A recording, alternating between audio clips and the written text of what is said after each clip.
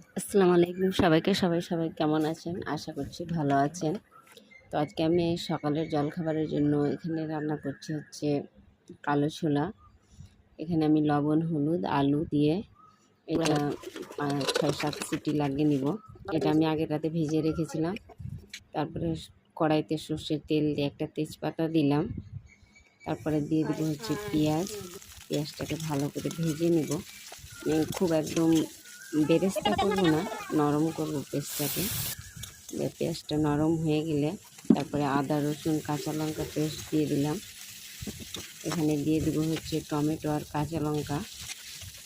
খুব একটা ঝাল হবে না, লঙ্কাগুলো খুব একটা ঝাল না, যেহেতু আমি লঙ্কা পেস্ট আগেই দিয়েছি, এই জন্য দুটো আরও দিয়েছি কেটে। এখানে লবণ, হলুদ, ধনে গুঁড়ো, মরিচ গুঁড়ো সব দিয়ে দিলাম। দিয়ে ভালো করে মশলাটাকে কষিয়ে নিব। কষানো হয়ে গেলে একদম তেল ছেড়ে দেবে সাইড থেকে, তাহলে বোঝা যাবে যে কষানো হয়ে গিয়েছে। এদিকে আমার মশলাটা কষানো হয়ে গিয়েছে আর ছোলাটাও সিদ্ধ হয়ে গিয়েছে। এবার আমি ছোলাটা দিয়ে দিলাম। ছোলাটা দেওয়ার পরে দিয়ে দিব হচ্ছে ভাজা জিরে গুঁড়ো। আপনারা চাইলে গরম মশলাও দিতে পারেন। আমাদের বাড়িতে গরম মশলাটা সেরকম পছন্দ করে না, সেই জন্য আমি ভাজা জিরে গুঁড়ো দিলাম।